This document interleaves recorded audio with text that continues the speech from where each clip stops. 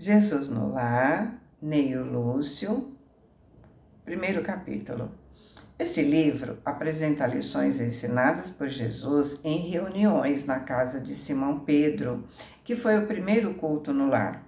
Aborda temas como o amor ao próximo, o valor do servir, a compaixão, a educação, etc.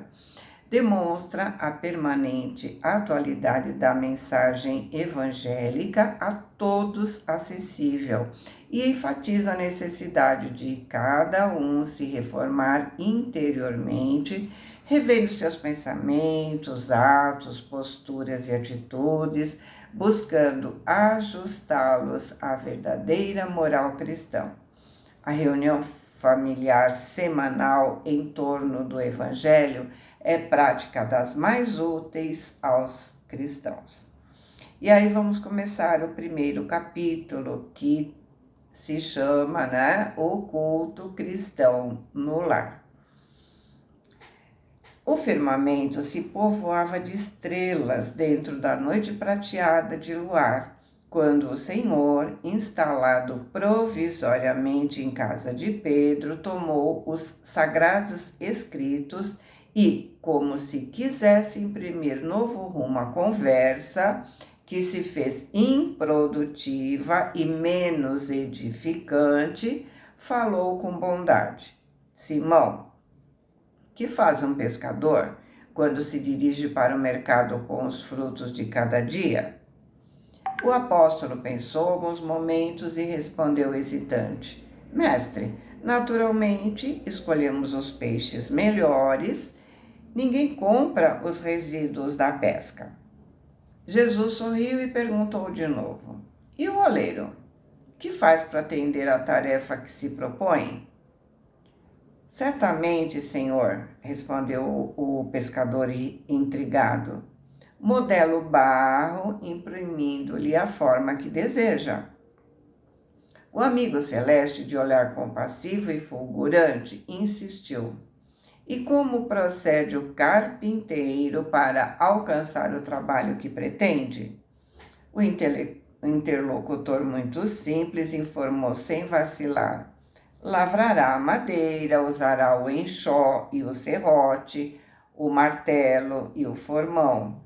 De outro modo, não aperfeiçoará a peça bruta. Desculpa. Enxó é um instrumento usado para limpar as peças grossas da madeira. Então vamos analisar até aqui, o mestre estava na casa de Pedro, as pessoas ali reunidas estavam conversando e essa conversa estava indo para a maledicência ou para a crítica, ou seja, ali estava rolando uma conversa sem nenhuma utilidade. E Jesus, observando que essa conversa estava indo para um rumo não muito bom, ele aproveitou para fazer como sempre fazia. Aproveitou para ensinar. Chamou Pedro e disse: podemos mudar essa conversa, podemos ter uma conversa um pouco mais instrutiva, mais esclarecedora. Então ele começou não uma simples conversa, mas uma conversa que vai ajudar a melhorar, inclusive a nós mesmos. Uma conversa que vai melhorar o nosso convívio, melhorar o nosso ambiente familiar, melhorar o clima da nossa casa, porque, como já sabemos, nós atraímos para perto de nós espíritos encarnados e desencarnados que se afinizam conosco, que se afinizam com nossos pensamentos, nossos sentimentos, nossas emoções. Então, continuando a história, Jesus se calou por alguns instantes e argumentou: assim também é o lar diante do mundo. Lembra, ele estava comparando o oleiro, o pescador, E aí ele diz: assim também é o lar diante do mundo. O berço doméstico é a primeira escola e o primeiro templo da alma. A casa do homem é a legítima exportadora de caracteres para a vida comum. Se o negociante seleciona mercadoria, Se o marceneiro não consegue fazer o barco sem aperfeiçoar a madeira aos seus propósitos, como esperar uma comunidade segura e tranquila sem que o lar se aperfeiçoe? A paz do mundo começa sob as telhas a que nos acolhemos. Se não aprendemos a viver em paz entre quatro paredes, como aguardar a harmonia das nações? Se não nos habituamos a amar o irmão mais próximo, associado à nossa luta de cada dia, como respeitar o eterno Pai que nos parece distante? Jesus relanceou o olhar pela sala modesta, fez pequeno intervalo e continuou: Pedro, acendamos aqui, em torno de quantos procuram a nossa assistência fraterna, uma claridade nova. A mesa da tua casa é o lar de teu pão. Nela recebes do Senhor o alimento de cada dia. Por que não instalar ao redor dela, ao redor da mesa, a sementeira da felicidade e da paz na conversa e no pensamento? O Pai que nos dá o trigo para o celeiro através do solo, nos envia a luz através do céu. Se a claridade é a expansão dos raios que a constituem, a fartura começa no grão. Em razão disso, o Evangelho não foi iniciado sobre a multidão, mas sim no singelo domicílio dos pastores e dos animais.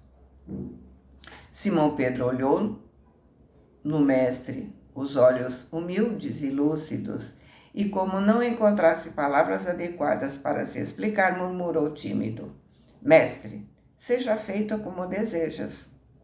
Então Jesus, convidando os familiares do apóstolo à conversa edificante e à meditação elevada, desenrolou os escritos da sabedoria e abriu na terra o primeiro culto cristão no lar. Ou seja, Jesus nos ensina que o lar é o ambiente mais importante que nós temos. O lar é a nossa primeira escola.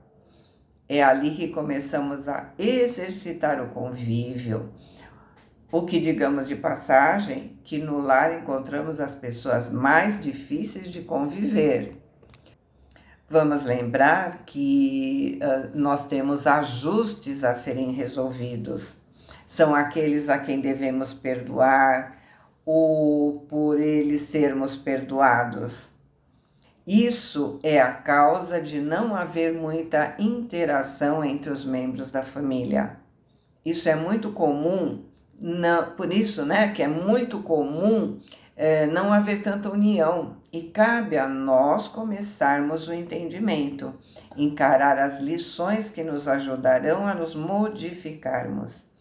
E não conseguiremos nos modificar de forma isolada. Ninguém se eleva sozinho. E também é no lar que aprendemos como encarar situações que vamos encontrar lá fora. Precisamos entender que não existem uniões casuais. Temos provas e expiações a serem vencidas.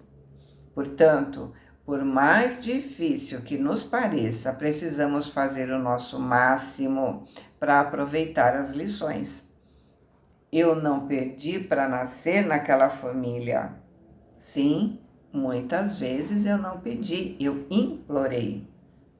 E também vamos lembrar que pela lei do progresso devemos vivenciar diferentes experiências no plano físico.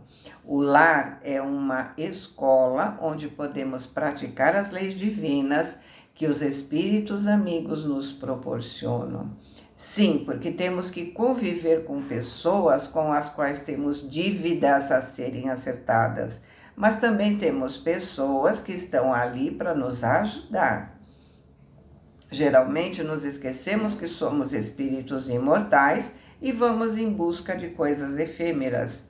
Muitas vezes são as mesmas coisas que nos levaram à ruína, o que nos leva a não aproveitar essa encarnação. E devemos lembrar que espíritos infelizes se metem na nossa vida, nos induzem a fazer coisas que não devemos, enquanto os espíritos guardiães esperam pela nossa permissão para nos ajudar. Eles estão ali por perto, é só pedir, mas eles não interferem. Essa é a diferença. Vamos lembrar da parábola das núpcias? Ela nos mostra que não basta irmos à festa, é preciso vestir a túnica nupcial. Ou seja, é preciso purificar nosso coração, é preciso deixar nossas inclinações infelizes e nos esforçarmos a mudar de nossos valores morais. E se realmente queremos mudar, precisamos estar muito atentos à inquietação e à ansiedade frente aos desafios que nos cercam. Então, devemos convidar nossos guardiães para estarem conosco em nossa casa. Isso sempre, mas a gente está falando agora desse evangelho no lar, né, que está sendo proposto. Esses guardiães que tanto nos querem bem, que tanto nos querem auxiliar, devem ser convidados a estar conosco nessa reunião. Então, elevemos nosso pensamento ao alto, em prece simples, espontânea, do coração. Ah, eu não sei rezar, sabe? O que vier no coração. Em busca da mão amiga que nos intuirá a ler a mensagem que estamos precisando. Peçamos sabedoria para colocarmos em prática o que nos for ensinado através dessa leitura. Em seguida a essa leitura, conversemos sobre ela, que cada um diga o que entendeu. Levantemos os pontos importantes. Essa leitura deve ser curta, para não ser cansativa, para não perdermos o ensinamento. E é interessante procurar saber o significado das palavras que não conhecemos, para podermos entender verdadeiramente a lição. Muitas vezes, uma palavra que desconhecemos tem uma importância no texto bem maior do que a gente supõe. Muitas vezes, não entendemos o recado dado nessa lição, né? Por desconhecer o significado de uma única palavra. Esse momento é nosso, aproveitemos ao máximo. Coloquemos um copo d'água para cada participante, na certeza de que aquela água será fluidificada, que nela o plano maior colocará o que necessitamos naquele momento. Vibremos por nossos entes queridos, pelos necessitados, pela paz, enfim, por tudo que quisermos naquela oportunidade.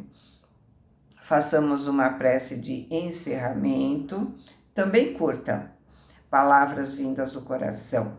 Agradecemos a oportunidade desse aprendizado e damos por encerrado esse encontro que deve acontecer semanalmente com hora marcada.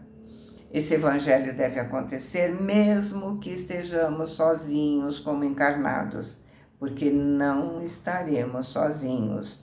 Nossos protetores estarão lá. Muitas vezes começamos sozinhos porque os familiares não querem, mas sejamos persistentes.